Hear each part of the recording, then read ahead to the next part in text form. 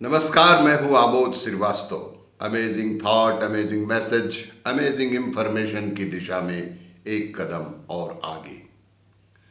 विश्व में घटित एक ऐसी घटना जिसे हम तो भूल गए, लेकिन जापान को आज भी वो घटना याद है। वह दिन था 12 नवंबर 1948 का। वह दिन था 12 नवंबर 1948 का। टोक्यो के बाहरी इलाके में एक विशाल बगीचे वाले घर में टोक्यो ट्रायल चल रहा है।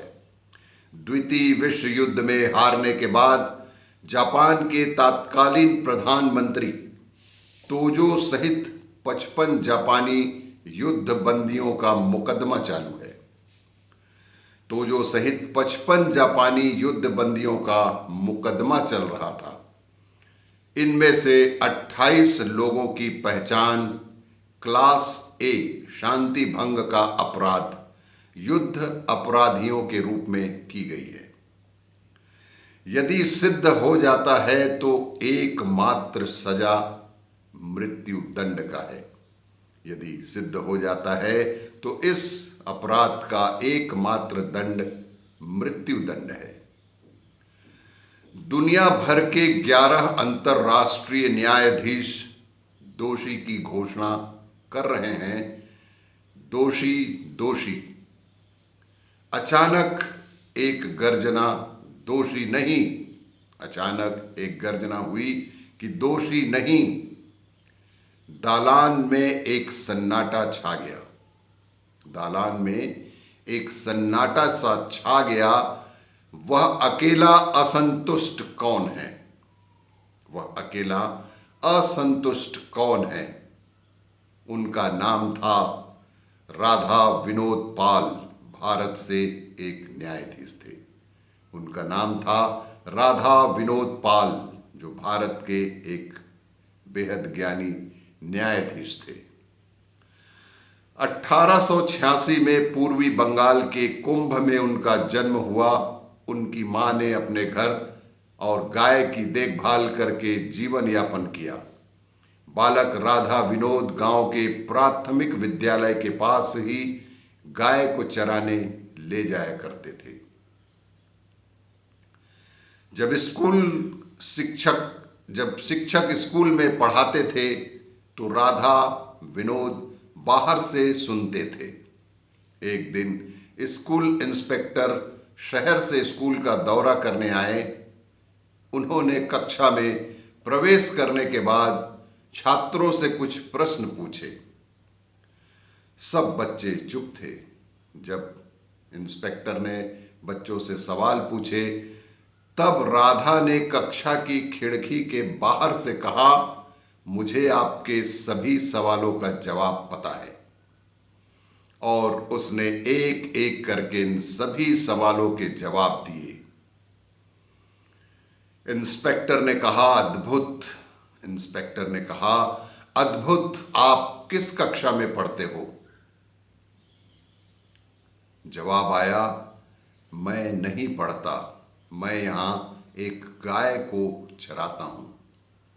मैं यहां पढ़ता नहीं, एक गाय को चराने रोज आता हूं। जिसे सुनकर हर कोई हैरान रह गया। मुख्याध्यापक को बुलाकर स्कूल निरीक्षक ने लड़के को स्कूल में प्रवेश लेने के साथ साथ कुछ छात्रवृत्ति प्रदान करने का भी निर्देश दिया। इस तरह राधा विनोद पाल की शिक्षा शुरू हुई। और इस तरह उक्त राधा विनोद पाल बालक की शिक्षा शुरू हुई। फिर जिले में सबसे अधिक अंकों के साथ स्कूल फाइनल पास करने के बाद उन्हें प्रेसिडेंसी कॉलेज में भर्ती कराया गया। एमएससी गणित होने के बाद कोलकाता विश्वविद्यालय से उन्होंने फिर से कानून का अध्ययन किया और डॉक्टरेट की उपाधि प्राप्त की। दो चीजों के विपरीत चुनने के संदर्भ में, दो चीजों के विपरीत चुनने के संदर्भ में उन्होंने एक बार कहा था, कानून और गणित सबके बाद इतने अलग नहीं हैं। कानून और गणित सबके बाद इतने अलग नहीं हैं। फिर से वापस आ रहा है, फिर से वापस आ रहा है अंतर्राष्ट्रीय न्यायालय टोक्यो की घटना। बाकी न्यायाधीशों के प्रति अपने ठोस तर्क में उन्होंने संकेत दिया, बाकी न्यायाधीशों के प्रति अपने ठोस तर्क में उन्होंने संकेत दिया कि मित्र राष्ट्रों WWII के विजेता ने भी संयम और अंतर्राष्ट्रीय कानून की तटस्थता के सिद्धांतों का उल्लंघन किया है। जापान के आत्मसमर्पण के संकेतों को अनदेखा करके, जापान के आत्मसमर्पण के संकेतों को अनदेखा करने के अलावा उन्होंने परमाणु बमबारी का उपयोग कर लाखों निर्दोष लोगों को मार डाला। राधा विनोद पाल द्वारा 1232 पृष्ठों पर लिखे गए तर्क को देखकर न्यायाधीशों को क्लास A से B तक के कई अभियुक्तों को छोड़ने के लिए मजबूर किया था। इन क्लास B युद्ध अपराधियों को एक निश्चित मौत की सजा से बचाया गया था। अंतर्राष्ट्रीय अदालत में उनके फैसले ने, अंतर्राष्ट्रीय अदालत में उनके फैसले ने उन्हें और भारत को विश्व प्रसिद्धि प्रतिष्ठा दिलाई। राधा विनोद के इस कृत्य ने पूरे विश्व में भारत को एक स्थान दिलाया।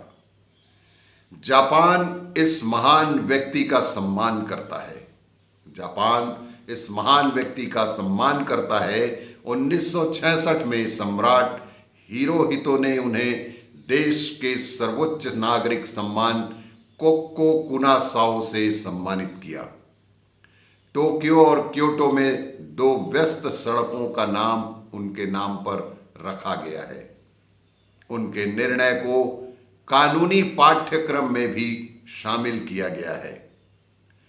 टोक्यो की सुप्रीम कोर्ट के सामने उनकी प्रतिमा लगाई गई है। 2007 में प्रधानमंत्री शिंजो आबे ने दिल्ली में उनके परिवार के सदस्यों से मिलने की इच्छा व्यक्त की और वे उनके बेटे से मिले। डॉक्टर राधा विनोद पाल, डॉक्टर राधा विनोद पाल 27 जनवरी 1886, 10 जनवरी 1967। राधा विनोद पाल का नाम जापान के इतिहास में याद किया जाता है। जापान के टोक्यो में उनके नाम एक संग्रहालय और यासुकुनी मंदिर में एक मूर्ति स्थापित की गई है। उनके नाम पर जापान विश्वविद्यालय का एक शोध केंद्र है। राधा विनोद पाल के नाम पर जापान विश्वविद्यालय का एक शोध केंद्र है। जापानी युद्ध अपराधियों पर उनके फैसले के कारण चीनी लोग उनसे नफरत करते हैं। वे कानून से संबंधित कई पुस्तकों के लेखक भी हैं, लेकिन विडंबना यह है कि आज हम ऐसे मनीषी, ऐसे ज्ञानी व्यक्ति को लगभग भूल चुके हैं, लेकिन जापान उनकी इन कृत्यों के कारण उन्हें अभी भी याद रखे हुए है। ये भारत के लिए गर्व की बात है। और भी इसी तरह की जानकारियों के लिए देखते रहिए मेरा वीडियो। लाइक करें, शेयर करें और सब्सक्राइब अवश्य करें। धन्यवाद।